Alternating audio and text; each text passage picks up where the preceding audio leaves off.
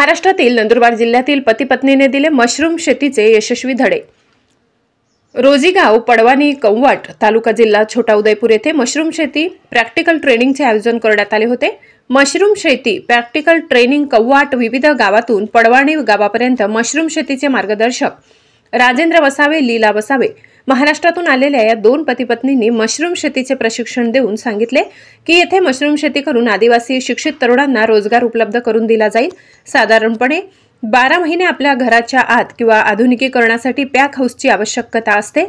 Mushroom शेती मार्गदर्शक राजेंद्र वसावे यांनी या गावात माहिती देताना सांगितले, आपल्या भारतात मशरूमची शेती काही निवडक राज्यांमध्ये केली जात आहे, त्यामुळे शेतकऱ्यांचे उत्पन्न वाढेल म्हणून सरकार पुरेसे प्रयत्न करत आहे।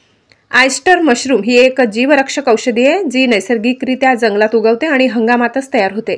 अनेक औषधी कंपन्या विविध आजारांवर औषधी बनवण्यासाठी मशरूमची पावडर वापरत असल्याने लहान मोठ्या गावांमध्ये आणि शहरांमध्ये मशरूम खाणाऱ्यांची मागणी वाढत आहे।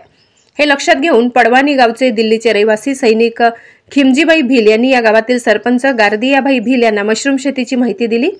मंजूबाई भील, बच्चूभाऊ भील, उपसरपंच पडवाणी केशूभाई, मुकेशभाई, नानूभाई, उर्मिला भील गावातील सर्व तरुणांनी या कार्यक्रमात सहभाग घेतला।